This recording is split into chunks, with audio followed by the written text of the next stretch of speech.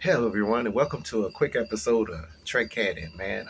Where I'm going to be doing a review of Season 2, Episode 10, Hegemony, of Star Trek Strange New Worlds. You know, it's they Season 2 cliffhanger, man. They are to be continued. Now, look. This is the thing. You're already going to lose me if you have an episode of Star Trek that has the Gorn in it. You're already going to lose me. We're going to have a lot of problems with that because of the simple reason of the episode Arena from Star Trek the original series. All right. Now, I already understand that back in the day, man, they couldn't make Gorn the way they really wanted to make some Gorn, man, but that's how you made them. Now, I guess the argument could be said too as far as the Klingons and how they ended up changing them. But as far as their mobility, when you met them, all that kind of stuff, that pretty much remained constant as far as the Klingons with the Starfleet. Now, when we talk about the Gorn, and it's really spoilers for this episode, spoilers, y'all. When we talk about the Gorn, right? The Gorn, we could say, all right, well, they add into canon that we never really met any of the infant Gorn, so they could be fast, menacing, like kind of look like little raptors or whatever. Fine, whatever. But the adult Gorn. All right.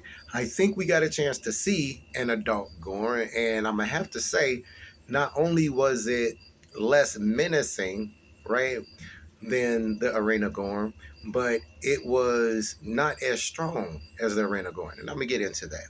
Now, this episode basically, man, we end up on one of those colonist planets, man, that's right outside the Federation space, and I never understand why colonists set up on planets that's outside the protection of the Federation. That has never worked out. Like, it's never worked out. But anyway, this particular colonist, they set up this like 1960s, 1970s style type town, man. They want to go back to the, old days and technology type things. It's pretty nice looking. The Federation, Starfleet was there. Nurse Chapel was working alongside Captain Battelle, and they were basically giving them vaccines and helping them out with their agriculture and all of that. Nurse Chapel beams back up to the ship, and we see a shuttlecraft. And this is going to be very important. We see a shuttlecraft fly off in the distance. They lose communications, and a gigantic Gorn ship comes through the atmosphere and kind of like one of those Independence Day style type things. Now, that was cool because it kind of reminded me of when the Gorn attacked the colonists in the Arena. We didn't see that, but we know that the Gorn likes to bait and trap people into coming to a world and then cutting them off of that, which is what they ended up doing, man. Basically, the Enterprise, Captain Pike, they get this signal from Captain Patel that they're under attack, they need help.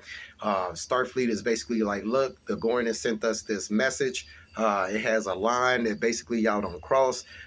Basically, it's not our jurisdiction, so we really can't be starting a war with the Gorn because these colonists decided to get on another planet. Now, there's precedence for this in Star Trek because a lot of people be like, the Federation wouldn't have just left no colony. Think of the Cardassian. Who are those people called, man? Who are they? About the what was it? The Marquis. Those particular worlds that, because of the treaty, they found themselves outside Federation space and in Cardassian space, and how Starfleet basically almost allowed pretty much anything to happen with those Federation colonists on, those Cardassian worlds. So there is precedent for that. But what ends up happening is that the Enterprise ends up warping over there, basically to figure out what's going on. The Captain Patel's ship is destroyed. It's floating through space around the planet. And the Gorn have basically set up this, you can't transport nobody off and you can't communicate with nobody thing on the planet. Captain, what was her name? Nurse Chapel is stuck in the saucer section of the other ship. She seems to be the only survivor. All right. And Spock is still stuck in his emotions about Nurse Chapel. I really hope they correct that. Like, I really hope they correct it. She hasn't left to go for a study with Dr. Corby just yet, but like I said, she was working with Captain Patel on this planet. Anyway, man, they come up with this plan basically to have what's her name? I forget her name, but the pilot, man, have her basically fly the shuttle like it's a piece of debris so that they can land on this planet going past this Gorn line, right? Anyway, they go down to the planet, and I'm thinking to myself, oh man, finally. In one of my reviews, I was talking about how I always wanted to see La'an in action. And, no, we didn't get to see La'an in action yet again. We didn't get to see La'an in action. We got to see a few baby Gorn. We got to see the aftermath of the stuff that happened. It was 5,000, three or 5,000 colonists or something like that. But now it's only a handful of people. Captain Patel is bitten, so she's basically in the same situation that Hammer was, And I'm like, oh man, come on, man, come on. So come to find out, man, they got this one survivor down on the planet who happened to had landed in the shuttle when he got away from the Gorn in a neighboring star system, and this was the happiest part of the episode when they said his name. I already knew who it was from the accent, but I just wanted them to say the name. It was Montgomery Scott, Lieutenant Junior Grade Montgomery Scott. Now, if anybody who don't know naval ranks, Lieutenant Junior Grade is one rank above ensign. All right. Now, here's the thing, though. If you're gonna bring Montgomery Scott, if you're gonna bring Scotty into the mix, one of the most legendary engineers ever put to Starfleet besides Belanatorius, right? If you're gonna decide to put somebody in of that caliber, of that history in a Star Trek in your episode, utilize him to his talents, man. Like the best thing that he did, man, was basically like he made like a device whereas the Gorn uh, it's like a Gorn transponder thing where the Gorn don't really recognize him or see him. He's invisible to the Gorn. Come on. And then y'all got these phases and everything that happen to work against the Gorn.